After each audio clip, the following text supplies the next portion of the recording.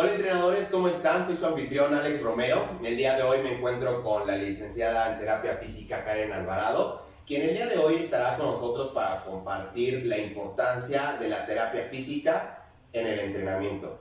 Licenciada Karen, muchas gracias por haberse tomado el tiempo de primeramente aceptar la invitación y compartir este momento con nosotros. Muchísimas gracias a ustedes por invitarme y sobre todo a todos por estar aquí presentes.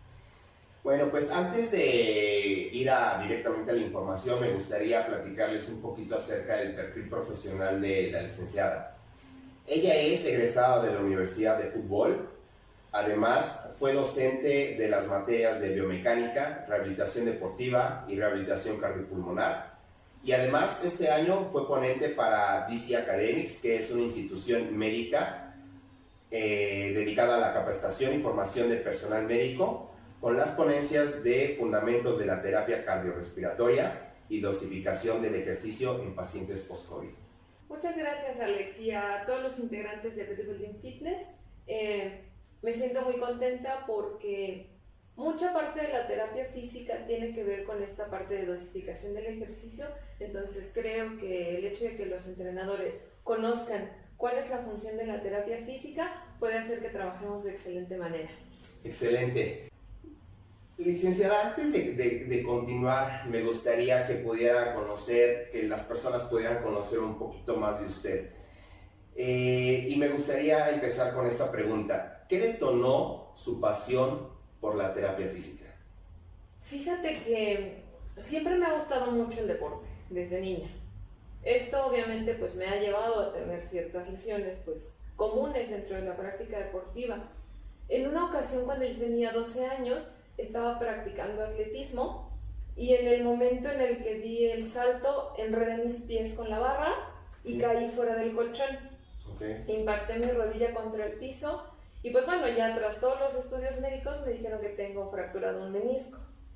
Fue pues después de todo el procedimiento médico cuando a mí me mandan a sesiones de rehabilitación, en que yo dije, ok, esto me parece interesante, porque combinaba el ejercicio con lo que a mí me gustaba del deporte. Excelente. Y a mis 12 años dije, creo que quiero algo así. Entré a la prepa, pues ahí empiezo ya como a investigar algunas licenciaturas y estaba entre medicina y terapia física. Entré a terapia física todavía no muy convencida. Diciendo, pues voy a ver si sí me gusta y si no, a lo mejor me cambio a medicina. Pero ya estando dentro de la universidad, pues esta combinación de el deporte, sobre todo en la Universidad del Fútbol, el salud, todo lo de anatomía, fisiología, y me acuerdo perfectamente que una vez yo llegué a mi casa y le dije a mi mamá, oye, ¿sabes qué? Me encanta. Esto es lo mío y a esto me voy a dedicar toda la vida. Entonces fue en esencia la cuestión de la parte deportiva, aunado a cómo está compuesto nuestro cuerpo y cómo es que funciona. Sí, así es. Fue como la combinación que yo estaba buscando de las dos cosas. Excelente. ¿Cuál ha sido el mayor reto al cual se ha enfrentado en terapia física?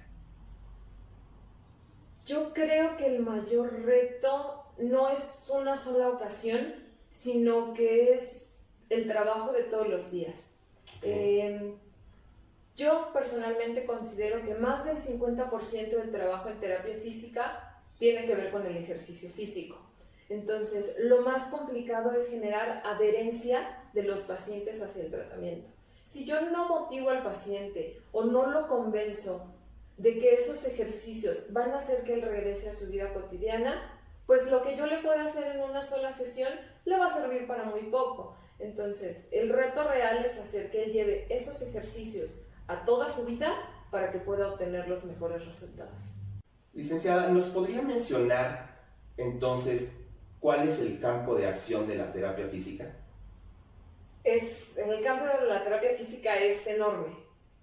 A mí me gusta más todo lo deportivo, lo cardiopulmonar, todo lo que tiene que ver precisamente con esta parte de dosificación del ejercicio, pero existen terapeutas que se dedican a la parte cosmetológica, existen terapeutas que se dedican a pacientes pediátricos, hay otros que se dedican a pacientes de la tercera edad, hay otros que se dedican a lesiones neurológicas. Entonces el campo es tan amplio como medicina, y hay muchísimo todavía hacia dónde nos podemos extender. Yo creo que esta pregunta es muy importante porque la mayoría de las personas creemos que necesitamos visitar a un fisio o justamente hasta el momento de que llega la lesión o que realmente ya perdimos movilidad y que la función específica de un licenciado en terapia física tiene que ver exclusivamente con rehabilitación de lesiones y no lo es así. No, no lo es así. Tiene que ver con una gama muy amplia de enfermedades, entre ellas enfermedades adquiridas, que puede ser por un accidente o alguna enfermedad que yo contraje, puede ser por alteraciones genéticas, es decir, que yo traigo desde el nacimiento, o puede ser por procesos autoinmunes. Podemos decir que mi cuerpo se empiece a atacar por sí solo. Entonces, o sea, hay muchísimas cosas que te pueden llevar a necesitar de un fisioterapeuta, pero también es muy saludable ir con un terapeuta antes de que yo tenga cualquier lesión, porque el terapeuta me puede decir que mi postura no es la adecuada, claro, que tengo músculos que necesitan fortalecerse para yo prevenir alguna lesión. Entonces, deberían de considerarlo. Ok, entonces, definitivamente, cualquier persona que comience a realizar alguna actividad física, es importante que visite a un fisioterapeuta. Sí, sobre todo porque un fisioterapeuta del área deportiva les puede hacer una evaluación integral sobre su estado físico, sobre su estado muscular, y por lo tanto a lo mejor generar algunas indicaciones que ellos se pudieran llevar con los preparadores físicos para iniciar con su actividad deportiva. Por ejemplo, si un paciente tuviera una lesión de rodilla previa al inicio de la actividad deportiva, pero quisiera decir, bueno, o sea, sí me molesta mi rodilla, pero yo quiero hacer actividad física. Ok, entonces tengo que ir con el fisioterapeuta para que me haga una evaluación correspondiente y le dé algunas indicaciones en específico al preparador físico. Ya le podrá decir al preparador físico, necesito que hagas ejercicios de X, Y y Z tipo para que se los puedas aplicar con ese paciente en específico. Entonces podríamos decir que es un trabajo en conjunto cuando una persona tiene una lesión. Es el trabajo de la terapia física, más aparte el trabajo que pueda generar en cuanto a ejercicio con un entrenador. Entonces podríamos decir que esa sería como la combinación adecuada para tratar una lesión. De hecho, es la combinación ideal. El terapeuta físico sabrá un poquito más de la parte biomecánica en específica del paciente, mientras que el preparador físico sabrá más sobre el desarrollo de fuerza y de hipertrofia. Por lo tanto, al trabajo en conjunto es el que va a generar los mejores resultados para el paciente. Entiendo.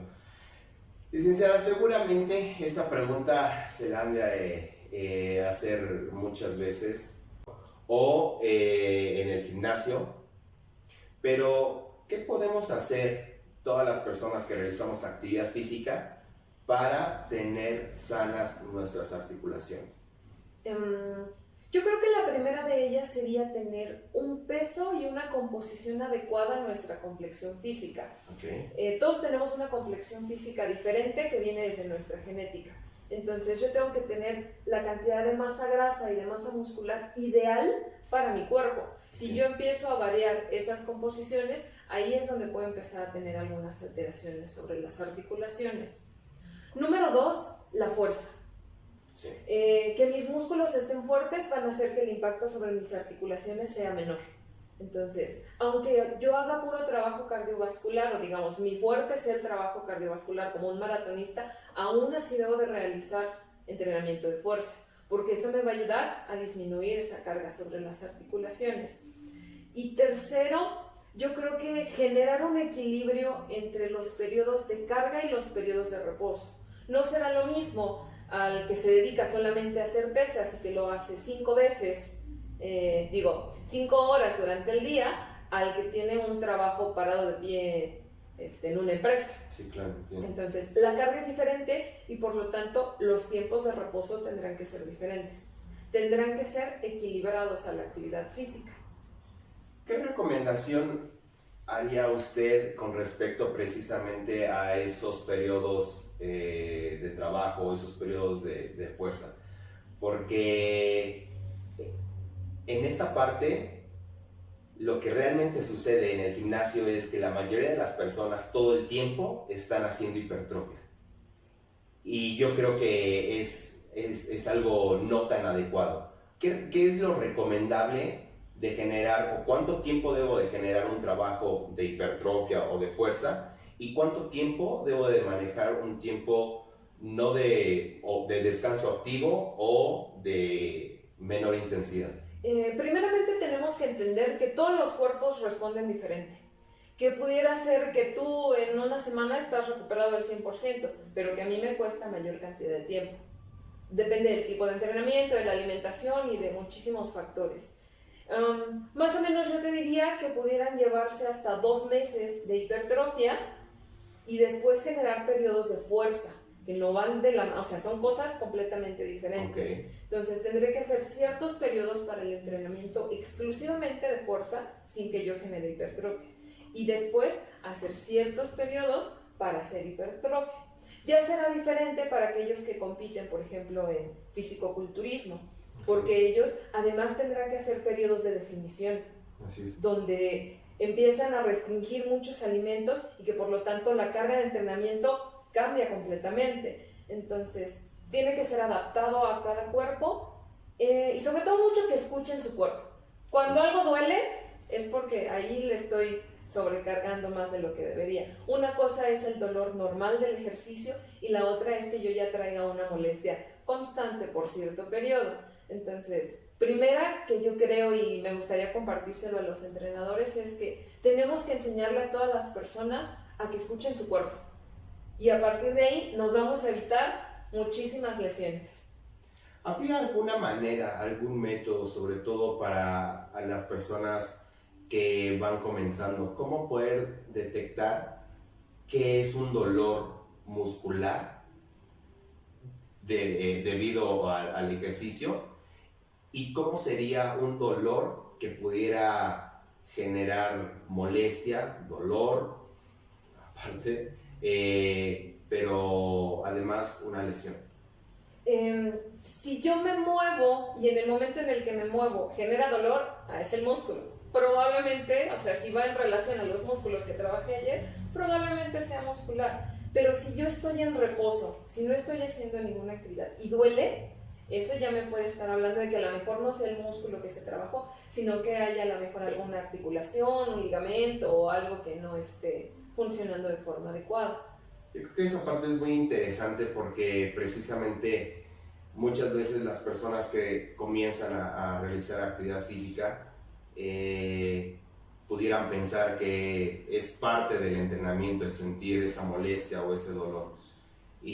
O también que muchas veces las personas que comienzan se exigen demasiado desde el día 1 y es donde yo creo que además de sí el trabajo muscular que se genera, también hay mucha carga para articulaciones sobre todo, ¿no? Creo que se deriva en cuanto a una frase muy viejita que se decía antes, ¿no? Del si no duele no sirve.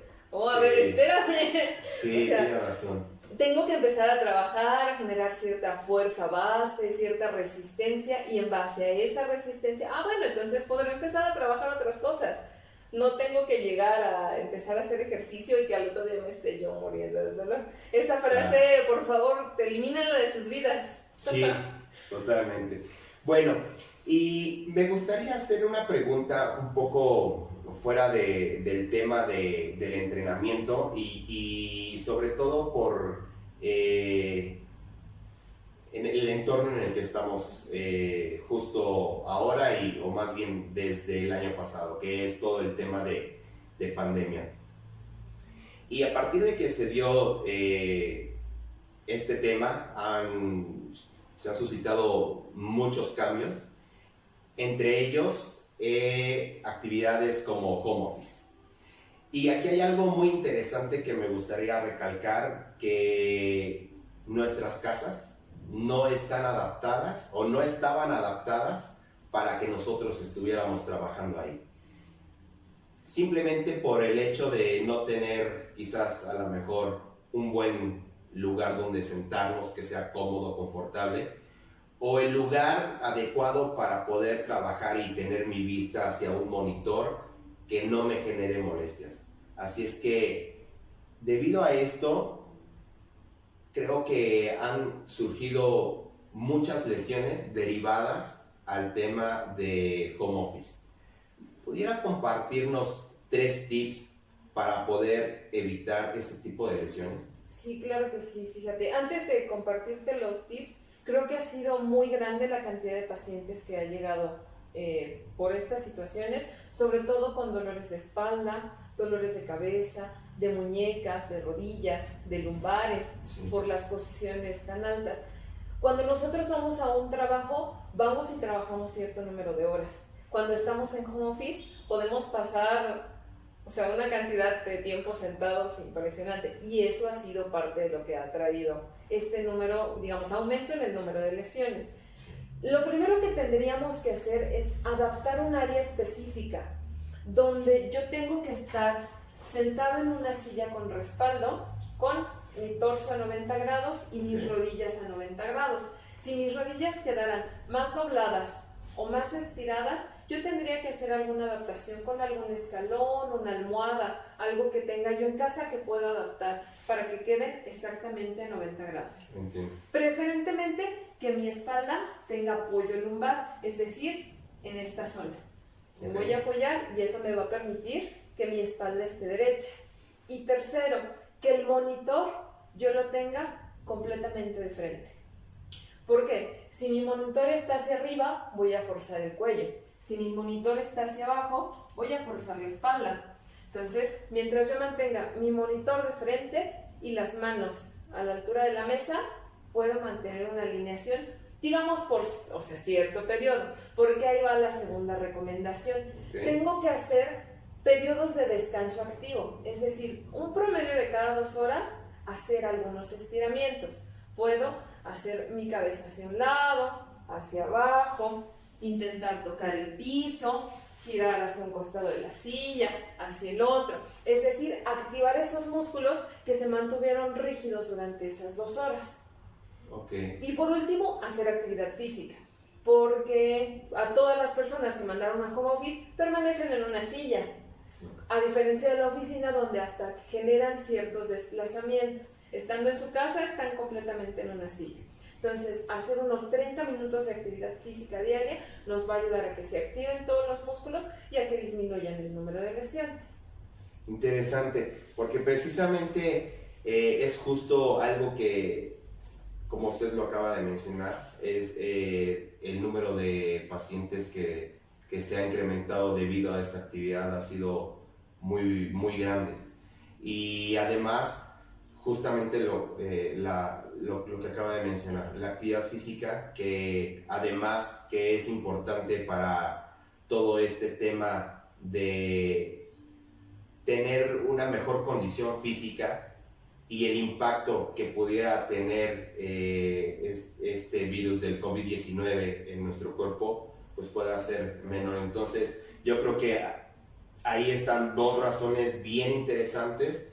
Una, para evitar lesiones debido a nuestra nueva actividad, y la otra, sobre todo, por evitar este tipo de contagio, pero yo creo que todavía, sobre todo, un poco más, para tener una mejor calidad de vida, ¿no? Así es. Siempre, esa combinación de buena alimentación con ejercicio físico es lo que más va a mejorar nuestra salud, entonces hay que seguirlo tomando en cuenta.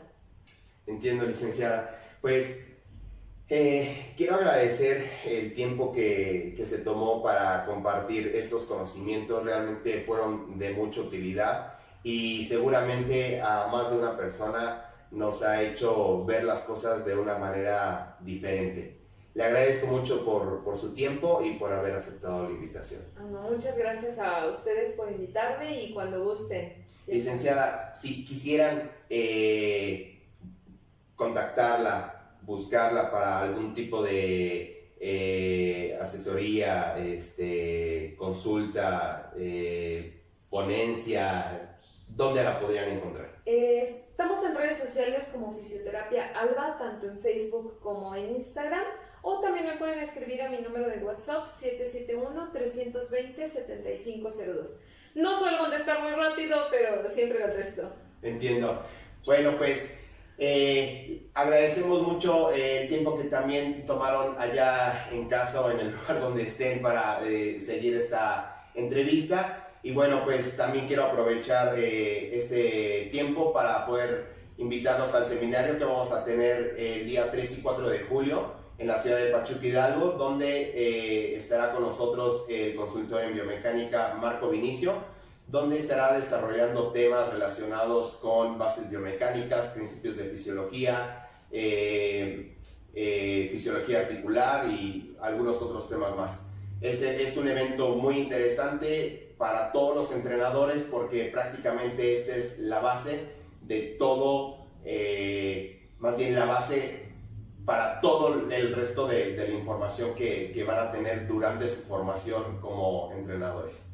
Les agradezco mucho, licenciada. Nos muchas vemos gracias. en el curso. Saludos. Hasta luego.